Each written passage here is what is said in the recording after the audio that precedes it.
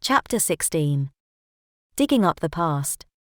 Dark Sparrow thought, the labyrinth is inside this mountain. The Topaz Mana Tower is hidden inside, as is the Discry Staff. Time to load up my backpack with any topaz that happens to be lying about. Stepping inside, Dark Sparrow saw the metallic surroundings as blue-lit energy flowed through clear pipelines along the floor and ceiling edges. She looked at the area closer to the pipelines, noticing hard, clear plastic and a series of metal rings 10 feet apart. Chiseling her combat knife against one of the rings, she removed it from the pipeline. The blue energy stopped at the place where the ring had been removed, unable to connect to the next ring 20 feet away. Metal rings inserted with copper wiring. What is this place? I heard that Edward's guild trains here, but this looks more like Dr. Axel Chase's work or alien technology. Maybe Scientist and his Cyangan race built the interior of the labyrinth? Maybe it's a connection of funky alien ships. Or am I overthinking again? In Tracy Jenilan's stories, the velvet curtains have no symbolic meaning. They are not meant to express emotions in her writing. She wanted velvet curtains. It's her fans who overthink.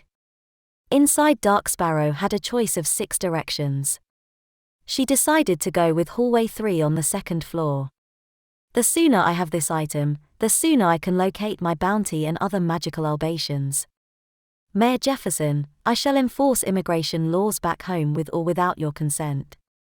Many paths and many steel doors revealed countless bedrooms that all looked the same, not lit up by the blue-lit pipelines. After 10 minutes of searching, Dark Sparrow asked herself why this place was called the Topaz Thieves Guild. It looks like either a concentration camp or a holiday home, or else Edward is training child thieves to steal for a bigger operation. Why not? After killing Fitzgerald, I would send child thieves to gather mass riches then portal travel away. Why do Edward and these children find refuge underground, protected by Garudagan, instead of living inside the labyrinth? Stepping into a dark, empty room, Dark Sparrow slowly shone her torch into a large kitchen. 6 stoves. How many people have lived here recently? A force slammed the door shut behind her. Come on, guys. This is not funny. As she turned the doorknob, it suddenly lit up red, burning her hand. Dropping her torch, Dark Sparrow patted her hand against her thigh. She looked around in the pitch-black darkness. Blue holograms revealed Edward and Jane dedicating a toast. Dark Sparrow saw at least 30 children eating like kings. I, Edward the cat, would like to make a toast to 4 more families reunited with their parents. Over 500 days sober. Thank you, AA. Edward raised his glass as the child holograms raised theirs. Suddenly the 2 blue holograms morphed into younger Dark Sparrow and a younger boy. Where the hell am I? No one else knows about this. Oh, come on, big sister. I just got my black belt in karate. I don't want to hear it. Looking for trouble is foolish, especially at your age. The boy stomped his foot hard against the floor. But, big sister, Sensei Marcus said I show lots of promise. The blue holograms dispersed. Shining her flashlight and her UV light around, Dark Sparrow saw no signs of anyone, or any mana remains, unlike when she investigated the Golden Sun Country Club. Mana slime residue only happens on Earth. Kicking the door down and leaving the room, Dark Sparrow heard a sound coming from a distant corridor. A child's voice screamed out, "Help me."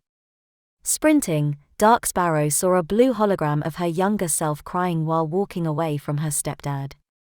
"It's your fault Ken is dead. Where were you last night?"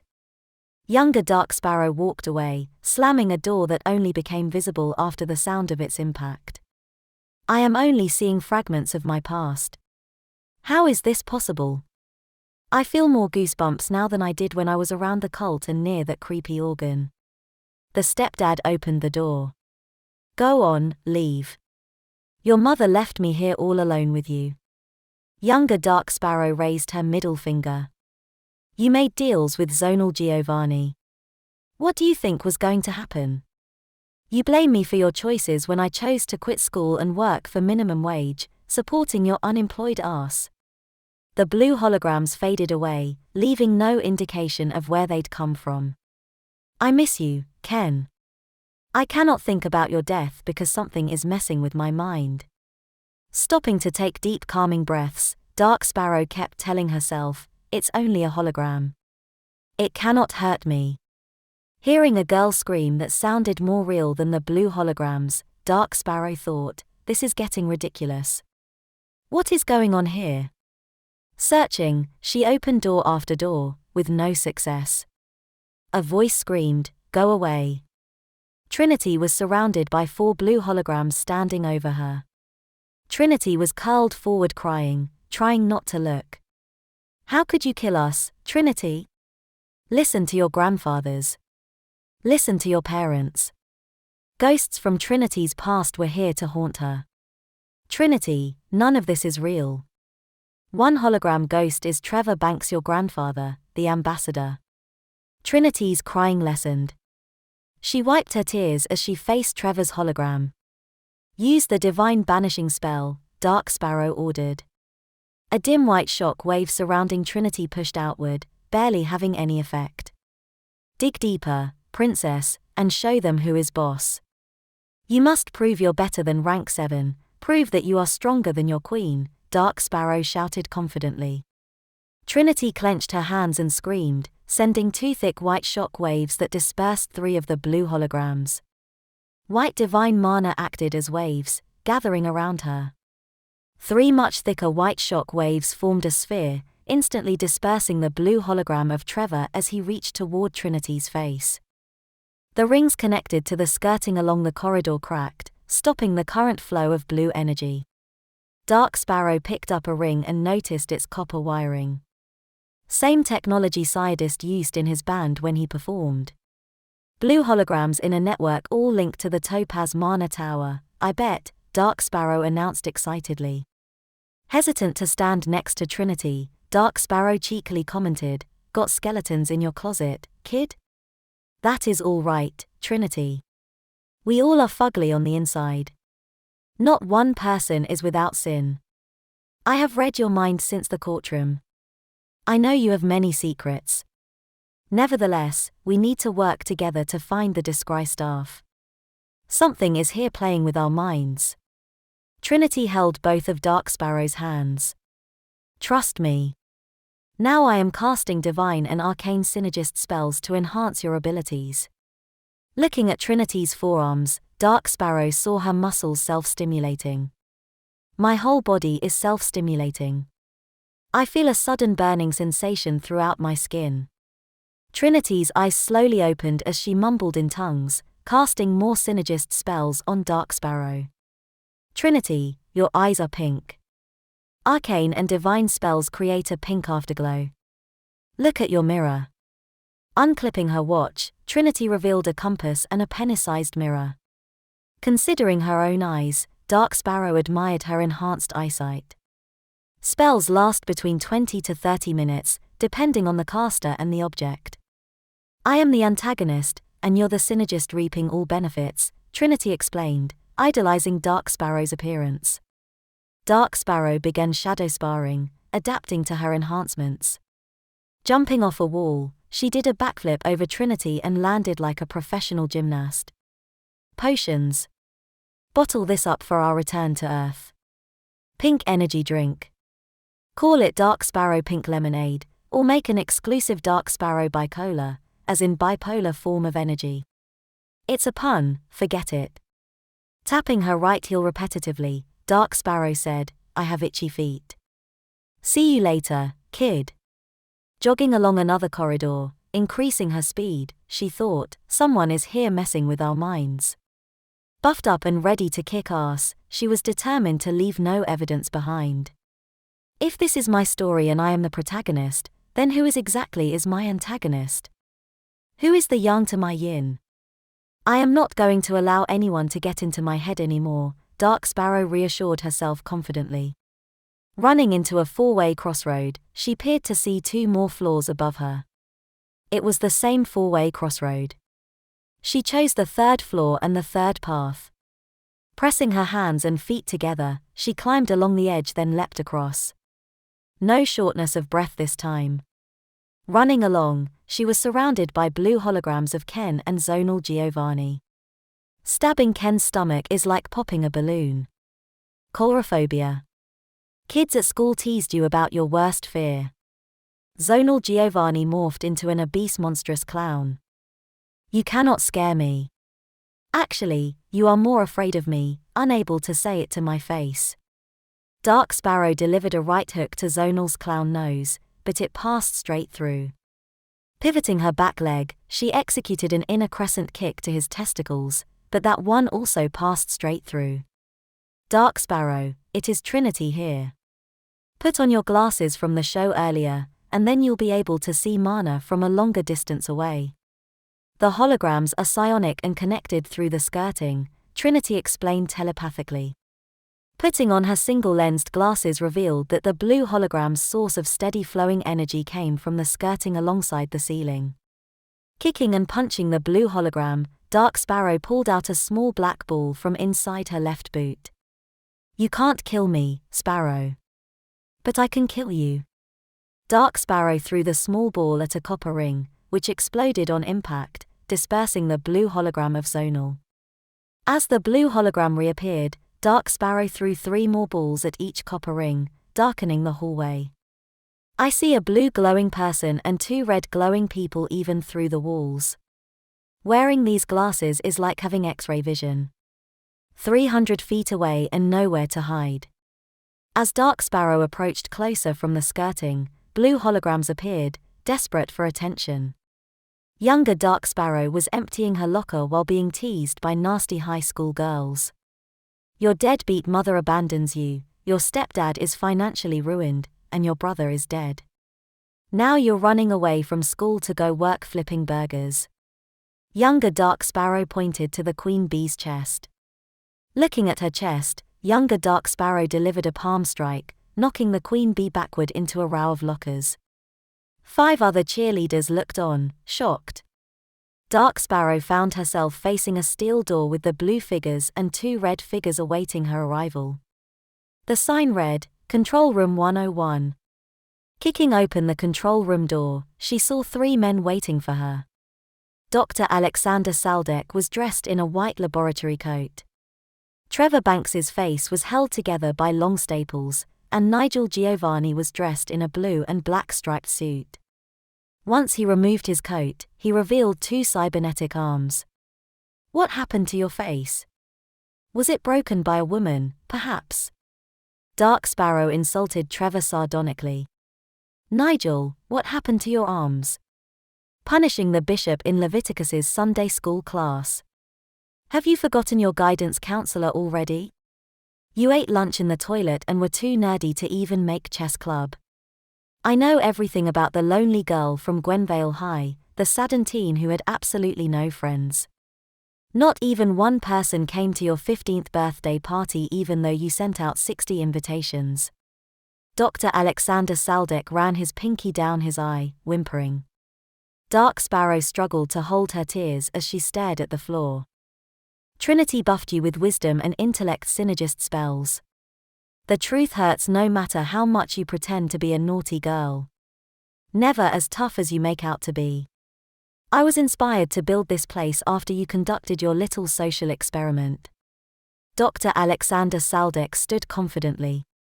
Trevor interrupted. Surrender and tell me what you know about Marcus Johnson, or else we fight for round 2. It's Dark Sparrow versus Trevor 2. Not round 2, loser.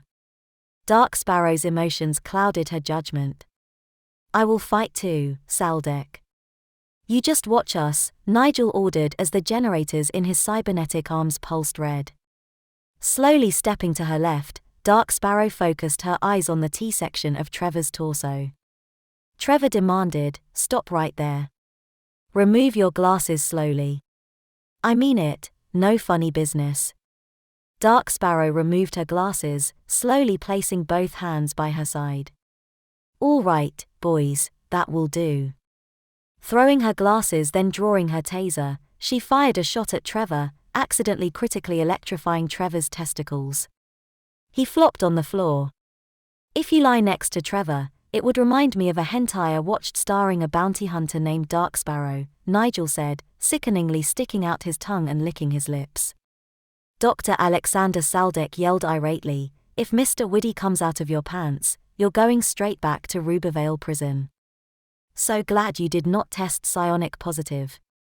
Dr. Saldek clenched his fists. Nigel flinched, then spoke in tongues. Casting a gust from his palms, he fired toward Dark Sparrow. Dark Sparrow used Trevor as a meat shield as the gust lifted them off the ground and pressed them against the steel wall. Nigel then connected to Dark Sparrow and to Trevor's chest as he attacked wildly. He delivered a front kick, a jab, a cross, an uppercut, and then a lead side kick to the inside of her left thigh, dropping her to one knee.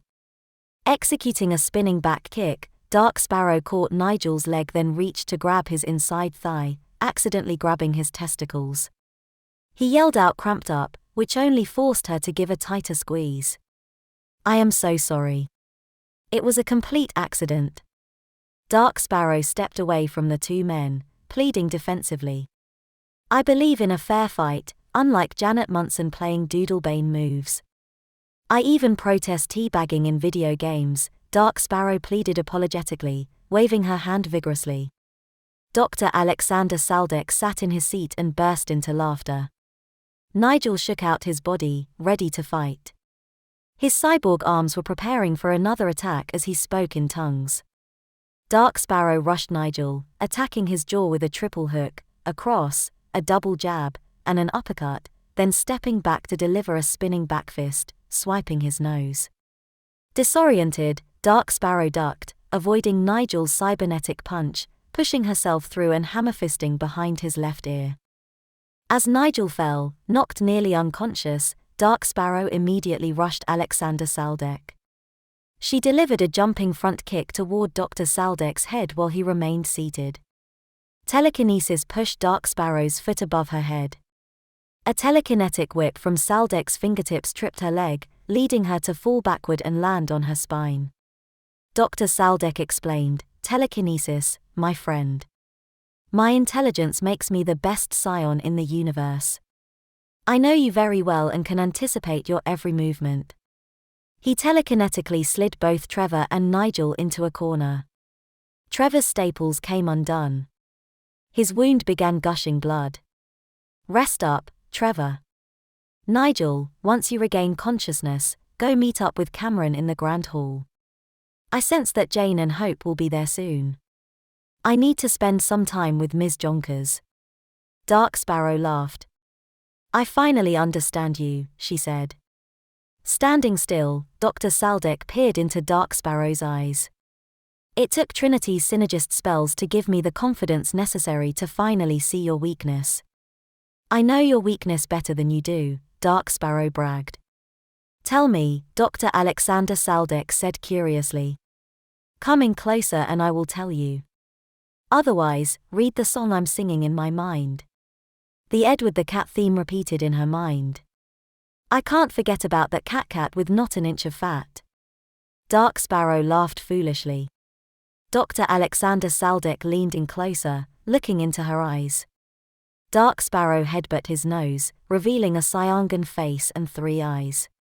Kicking upward into his testicles, she heard a loud clang. No effect. "I'd better run. I need to find Trinity. Wait here where it is safe, Trevor. I need you to open a portal to my office shortly." On the run again, Dark Sparrow wondered whether Dr. Saldek even had testicles to kick. "He, or it, is way too smart to fall for my bluff a second time." She found herself at a 3-way intersection surrounded by 50 blue holograms. Edward had recently passed by one direction as Hope Johnson approached from another direction. "Oh, look at this beautiful baby girl lying in her soft crib. That's Grandma. Please do not say my name." "What is her name again?" "It starts with an M or an N." "That bastard Saldek must dies." With both Berettas drawn, Dark Sparrow is running and shooting wildly. Blue holograms dispersed as Dark Sparrow rushed closer. Saldek channeled mana from the pipeline, forming a thick psionic barrier, protecting himself from 9mm bullets that flattened on impact. Putting both Berettas into their holsters, Dark Sparrow used her left hand to draw out her police baton and her right hand to produce her combat knife. She began whacking at and cutting his barrier, only to have the barrier push back. Pressing her blade into the barrier, she was chagrined to find that her combat knife had gotten trapped. "Your knife is stuck. What a pity. Surrender. It is the logical thing to do." Dr. Alexander Saldek closed his eyes to focus as his psionic barrier thickened. Dark Sparrow heard a high-pitched sound coming from her hearing aid, distorting the psionic barrier. Hope ran as fast as he could, ramming his steel bow staff and using the spear attachment to pierce through the psionic barrier. "What the hell?" Dark Sparrow thought. "Hope is here." Hope's spearhead pierced Saldek's left shoulder as 4 spikes opened behind. Pressing and twisting his steel bow staff, Hope revealed a piercing between Saldek's 2 Cyangan left arms. Because they were oozing blue blood, he was forced to shapeshift back into Psydist. Dark Sparrow unclipped and unraveled a 9-section steel whip, flicking it and watching it wrap around Psydist's left shoulders, trapping the left side of his body. "You stole those from Axel," Psydist moaned. The psionic energy dispersed quickly. Psydist was unable to use his psionic powers through the immense pain. Hope leaned down and hammer-fisted behind Psydist's knee, tripping him. He fell onto the floor. With a mighty pull, Dark Sparrow dislocated both of Psydist's left shoulders. In excruciating pain, Psydist began begging for his life. Moving her whip closer to his chest and stepping on both arms, Dark Sparrow said, "No forgiveness, three-eyed wanker." She smirked darkly. Psydist shrieked as Dark Sparrow pulled, pressing with all her might, on both his shoulders, which had popped out of the sockets. Grabbing her 9-sectioned whip, she moved it closer to Psydist's shoulders in a quick weightlifter's snatch motion. Both his left arms separated from his body, flooding the floor with blood. Psydist focused on the pipeline, channeling psionic energy into a bloodstone. "Your eyes are no longer pink. Trinity synergist spells have worn off." Psydist laughed telepathically. "Hey, what is that on your face?" Dark Sparrow said. Grimacing, Psydist asked, "What is on my face?" Poking 2 fingers and 1 thumb into his 3 eyes, Dark Sparrow watched as Psydist screamed louder. Banshee was crawling from the floor beneath, the same ghost who killed Eric Fitzgerald. "Stun them, but do not kill them." "Understood, Banshee." Placing her fingers into her mouth, Dark Sparrow dislocated Banshee's bottom jaw, the creature's saliva spewing over Dark Sparrow. Hope hit Banshee with 3 strikes from his steel bow staff. Psydist's 2 left arms acted as a flail, slapping Banshee from multiple directions. "Do not kill him. Marcus calls him the Chosen One for good reason. Hope is the Chosen One to lead all in the final war." Psydist drifted off, barely able to keep his broken eyes open. Dark Sparrow's stomach churned, spewing cola all over Psydist's face. "I did not realize I downed so much cola today. Vomit makes me nauseous." Dark Sparrow cringed sickly. Banshee hovered, following Hope back toward the direction from which he came. "Psydist, allow me to heal your wounds with what little divine mana I have." Trevor forced mechanical restraints over Dark Sparrow's wrists and ankles while she was still spewing. The restraints acted as a magnet, stretching her body toward the 4 edges of skirting, causing it to float in the air. "My injuries are more than scratches, Morin. The Chosen One has taken my arms," Psydist shrieked, trying to morph back into Dr. Alexander Saldek. Psydist stumbled toward the control room while using 2 right hands to apply pressure, trying to prevent more bleeding. Trevor grabbed Dark Sparrow by her belt, pulling her toward the control room. "Trevor, surrender now before I further split your face like your personality." Slapping Dark Sparrow's ear, Trevor whispered, "Joke all you want. You're going back to Earth and sitting through a long, well-deserved interrogation. You won't be so smart once Scientist breaks your will to live. Dark Sparrow projected her thoughts. It is truly up to you now, Trinity, Hope, and Jane, and even you, Edward. Trinity, if you can read my mind, this is where Saldek or Scientist gets Trevor or Nigel to open a red portal back to Earth. Don't get captured, as I have failed this mission acting alone. I will keep the Edward the Cat theme repeating in my thoughts in hopes that you will find me telepathically.